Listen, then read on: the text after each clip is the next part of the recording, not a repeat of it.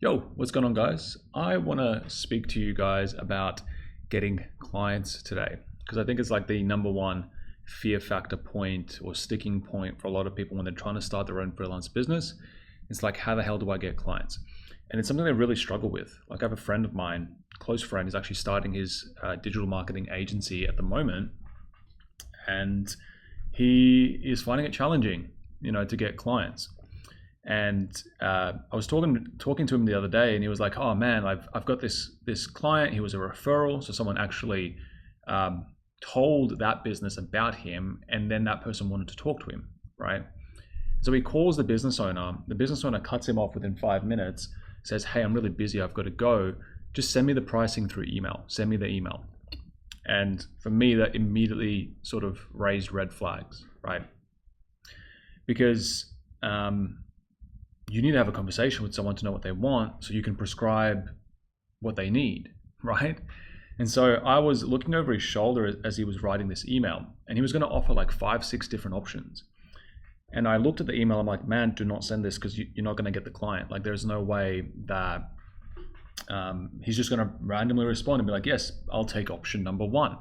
It just doesn't happen like that. That's not how signing deals or getting clients actually looks, right? What's required is this conversation where you figure out what they want, how soon they want it, what's standing in their way, what their pricing or budget actually is, and basically pre-selling, starting to work together, right? And they should kind of trust you. And that comes down to how you do it as well.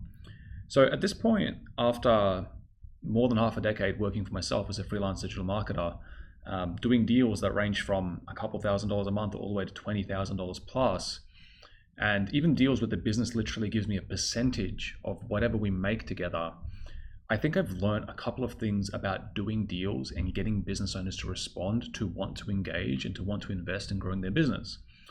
And so I told him, I'm like, hey, I don't think that this client is ready to be given a proposal or to be sold to or anything like that. So let me call him. And if, what I'll do is I'll record it, and I'll send it to you just to give you an idea of how I would engage a client like this, right? Just to be like providing value to a friend, right? And so what I did is I recorded it. I'm going to be sharing it with you guys today behind the scenes of exactly what happened. But this business owner, man, he was incredibly hard to get a hold of, right? A classic sort of situation where he'd already pigeonholed my client, my friend's business. It's called Web Furnace. As just like another digital marketing agency. And he was just like, just send me an email with the pricing. He wasn't responsive, right? And he was extremely busy. He had 4 different businesses that he was working on at the same time. I was like, screw it, man. Give me the phone. Let me have a chat to him. And so I just called him, and this is what happened. Hello, Daniel speaking. Hey, Daniel. How's it going? This is Zane here. I'm part of Voya's team here at Web Furnace. I thought I'd just give you a call because he's asked me to crunch some numbers for your business. It's the car wash business. Oh, yeah. Mate, do you have like a few minutes just for like a quick chat? I'm actually about to start. I'm teaching class right now. I'm about to start teaching class. Are you able to shoot me an email? I can. There's just a couple of things that I feel like I do need to get clear with you. Okay. Yeah, it's just better if you can call me tomorrow afternoon, maybe. Okay. Yeah. I'm about to start teaching. I finish teaching at 8 p.m. Cool. What time? In afternoon, like midday or something. 12. Okay. Easy. I'll put the note in. Cheers, bro. Thank you. Bye-bye. Bye. So what you'd notice on that quick call even then is he couldn't talk, but we managed to get a soft booking out of him. I say, what time, right? I can't go and get the full booking, but he said 12 o'clock tomorrow. So at least then I've kind of asked him to think about what time actually could be good and then tell me. And so I'm going to call him at 12 o'clock tomorrow. But guess what? He didn't pick up. And so from here, it's all about being persistent without being annoying, right? So I sent him a text. I called him at 12 o'clock. He didn't pick up. And I sent him a text and it said, hey, Daniel, can we still have a quick chat about the car spa business? And then he responds and he says, hey, sorry, currently working. I would really appreciate an email. So once again, he's like, just send me an email. Just send me an email. Now, as I've already said, we cannot close this client through email. Like, we just don't know enough about him. We don't have a solid plan, a strategy together, right, yet. We can only send the proposal or the pricing once they already understand the strategy, agree to the strategy, right? So he's not going to pick up the phone. And for me, that text wasn't satisfactory, right? So I decided, screw it. I'm not going to send him an email, but I'm going to send him a text instead. And the text says, no worries at all. I know you have a few ventures going on at the same time. Let me just put this in a text. We can totally send you a generic price list for SEO services and whatnot. But we sat down yesterday as a team and we did a deep dive into your business and this industry. I just can't recommend a regular old SEO for you. It would be a waste of time and money. Now, what that does is it takes the thing that he thought he wanted and says, hey, no, we're not going to do that, which creates a pattern break. And it's very just upfront, right? And what it should do is create a little bit of curiosity, right? Because at the end of the day, what you want to do is you want to create a certain amount of curiosity to get a person to respond. You never want to give them all the details up front. You want to have the conversation about the details over the phone so you can confirm and agree that that's the right way to move forward before you send anything out, okay? And then I say, I have another idea I want to run by you if your goal is leads for this business, mostly focused on your full detailed services.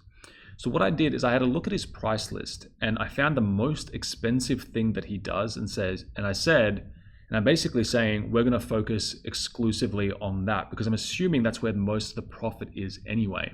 And then I say, but it's not going to be an easy conversation to have with just an email. So if you can talk for about 10-15 about this business, I think we can provide some really specific value and results. If it's not a priority and you just want a price list, that's okay too, but I just wanted to make sure we're doing this right, or we're doing right by you by following up with you and making sure that we've got the strategy right. When you're asking someone to do something, it's either going to involve their time or money. And so if we're just trying to catch up with this person and just talk to him on the freaking phone, what it's going to involve is his time. And so the only way he's going to give his time is if he thinks that there's something unique and new that he's going to learn afterwards. So I subtly say, hey, is this a priority for you? I've got something unique to show you, but we need to have a conversation. And through creating that level of curiosity and seeding this idea of a whole new opportunity and almost rejecting what he thought that he needed, it ended up creating enough curiosity that I was able to actually get a reply from him. And so 30 minutes later, sure enough, he says, should be free tomorrow to chat, mate. Sorry, got a lot going on at the moment. So that's exactly what we want. He's given us the go-ahead to chat tomorrow. And he's even apologized for not being responsive, which is good. It kind of like, there's a little bit of a power play as well, in a way, going on. Sometimes when you send out a really long text, like imagine you're texting a girl or something, you send out a really long text, and it's not good to do that because it kind of gives away your power, but it depends what's in the text, right? So he is curious and he says, yes, we can chat tomorrow. And I've regained a little bit of ground. And I'm like, cool. I've got around 12 p.m. tomorrow open and can give you a quick call before I grab lunch. Does that work? Let me know. I can also do 3 p.m. So I'm actually giving him multiple options, but I'm also saying I can give you a quick call before I grab lunch. So this is something that I'm going to squeeze into my day, right? Very, very subtle thing, but it just makes me seem like someone who's busy, right? Which I am. Then he responds and he says, easy, 12 should be fine unless work comes up. And I give him a little thumbs up. I'm like, thanks. I'll make a note to call you. If it doesn't work, please let me know. Cool. So the next day happens and it comes to around 12 p.m. and I call him and he still doesn't pick up. But then of his own accord, he says, after 3 p.m., just got called into a job. I'm like, cool, no worries. Let's go for 3:30. Thanks for letting me know. And then we give him a call at 3:30. We finally connect with him. And this is where we really put in the work to frame this working relationship, find out his budget, find out exactly what he can do. Because we didn't have any of this information before. We didn't have the chance to have this information before speaking to him now. And this is how that call went.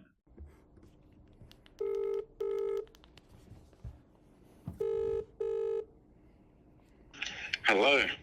Daniel, how's it going? It's just Zane here. Hey Zane, how are you? Good, mate. Glad I got a hold of you. I just wanted to have a quick chat about the car spa business. Yep. 1 sec, I'm just connecting to Bluetooth. Hold on. Yeah, go for it. Sweet. How you going?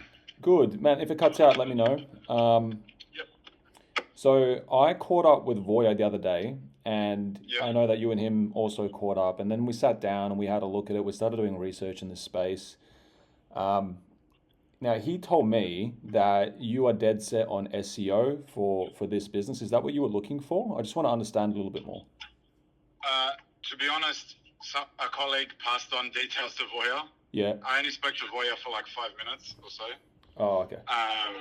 Yeah. I mentioned SEO, but I'm open to whatever. Yeah, cool. Because like, Yeah.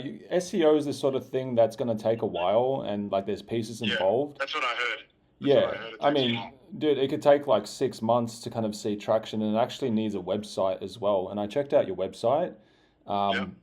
Yeah, I mean, it looks like I love the content. I think you've got an amazing Instagram profile. You got a bunch of good Google reviews, but the website, I feel like it's quite basic. Yeah, I didn't want to. You said it, not me. I streamlined it a bit yesterday. Yeah. While I had some free time. Yeah. But if you want to have a look at that, but yeah, I know it's a basic website.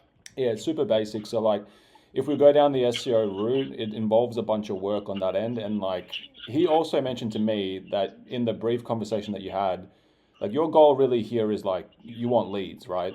And yeah. And is it like you want them as soon as possible, sort of thing? It's not really like a because obviously SEO takes time. Yeah, I'm looking at getting leads where they can convert to like monthly clients. Oh, okay, nice. So like, after, not just once-offs. Once-offs fine, but I'm trying to get like monthly clients into like a schedule. That's the other thing as well. There's different categories of clients. There's probably people that just want a quick clean, and there's people that want the full detail. There's going to be B2C, B2B as well. You got partnerships. You got people that might want sort of recurring work and stuff like that.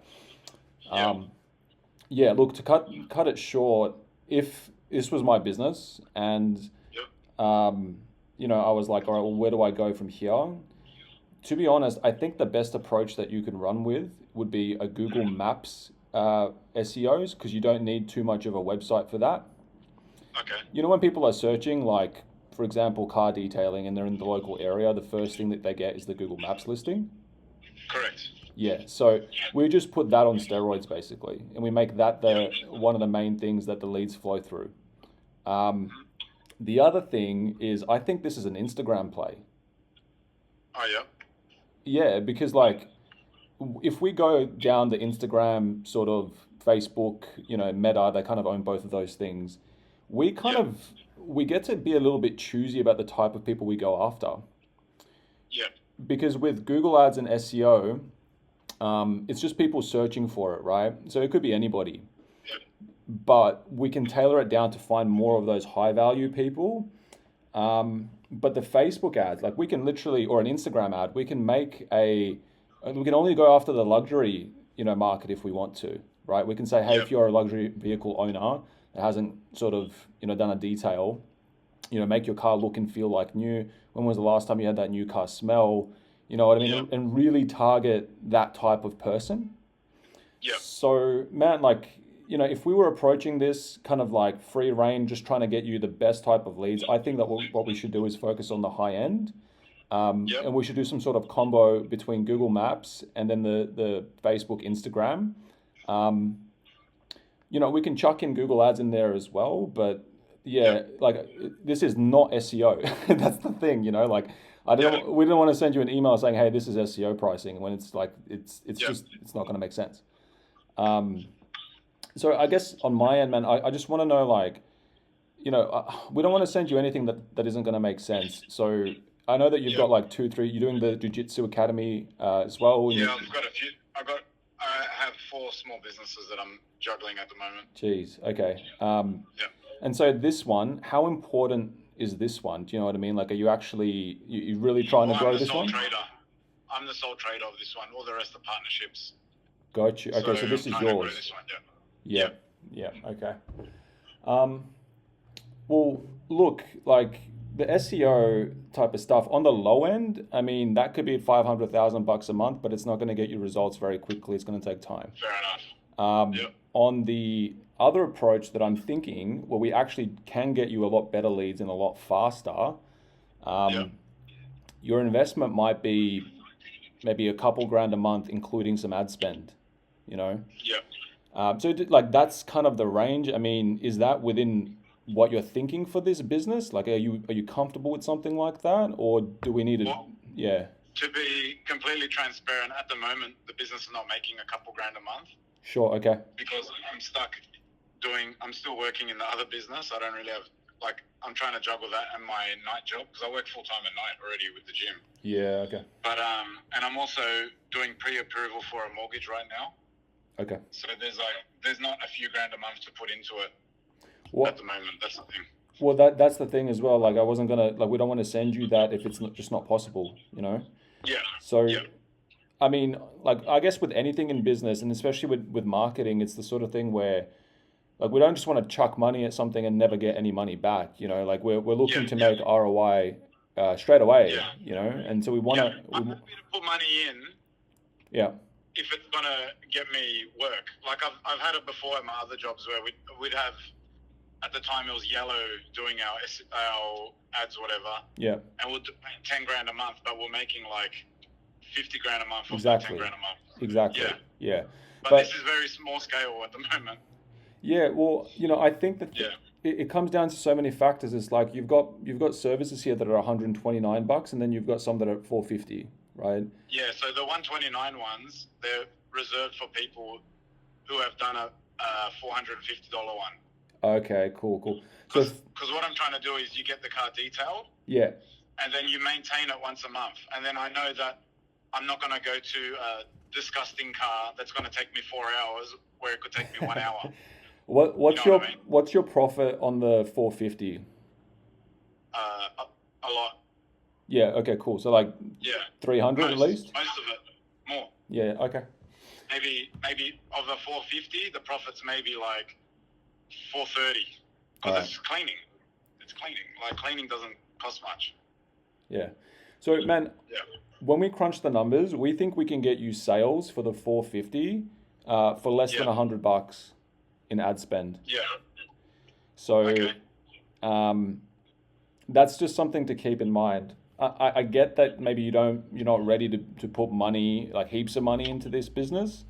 Yeah. But when you were thinking about it, I guess when you were like, oh, you know, maybe I can find someone to help me grow it and whatnot, like what were you thinking that you'd want to sort of put in?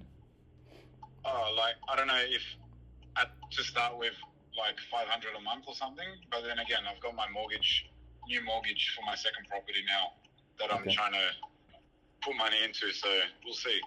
Yeah. Just after I do this pre-approval, we'll see what money's left over. And were you thinking that would include, that's like total, it would include any type of advertising that you might have to invest as well, and that's why you wanted to do SEO?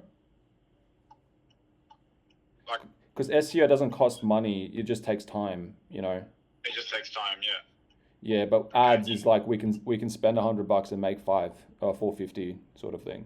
Yeah. Yeah. So you're saying a lead for a $450 job is going to cost $100? Not saying a lead. I think leads will actually be something like $10, $20. Yeah, that's fine. Yeah. Yeah, I'm saying that like Yeah. let's say we get five of them, or between 5 to 10, and then we make a sale for the 450. Then obviously you've got Yeah. all the back end stuff. But the thing is, like, we Yeah. just can't do it if you only have 500. I mean, on our end, um, like we'd even be willing to take a hit on the first month and just set everything up for you, and then build a good relationship. You know what I mean, and make you some money, Yeah. and then go from there. Yeah. But like, I think that if we really want to start generating leads for this business, like it's going to be tough with a budget less than, like, let's say $1,000 or $1,500 a month. Yeah. So I understand. Yeah. yeah, is Yeah. that at Look, all I'm willing to possible? put it in. Yeah, it probably would be just after I do this mortgage stuff that's doing my head in at the moment, because I've got to like I said, I'm buying my second property and I need to increase my earning after that to pay for this property. So I just need to like be careful with some money for a little bit. But I'm willing to do it. Like if I had the money, I would spend it right now. Yeah, I think. Did I just run a red light? Whoops. Oh no, sorry, man, if that was my fault. Okay, but like with this, when does the mortgage sort of whole thing settle for you? Well, I'm hoping to get my pre-approval done next week. So Okay. that's the plan. The plan's to have the pre-approval done next week. I mean, this is unrelated, but do you have a broker and everything already? Yeah, it's already done. Yeah, Already okay, cool. in the works, yeah. I just know a guy who's quite good. Okay, easy. Well, if things will open up, then that's good. Maybe, I mean, regardless of the approval and everything, because sometimes those things can take time, and you're going to go buy the property, and there's going to be delays and whatnot. But like, were you thinking that you'd actually be able to do something like a small scale thing, maybe even a trial? I mean, if we've got $500 to work with, at the very least, we could probably get, some leads set up. You could probably make that money back, and we can test the concept, if that makes sense. Yeah. That seems doable. Okay, cool. Well, leave it with me. Let me go have a chat with Voya. What I'm going to do, like, I fully understand the situation now because I wasn't sure exactly what budget was or, anything. Yeah. I'll go have a chat. We'll put something together, maybe like a stage 1, and then I'll also put in there what we really want to do for you as well. So cool. Have a look, man. Yeah. And then if you can, let's try something out, and then maybe we can have a deeper chat in the future about, doing something a little bit bigger. Yeah, for sure. Cool. All right. I'll let you go. Sure. Cheers, man. Thanks. Thanks, Daniel. Bye. Bye.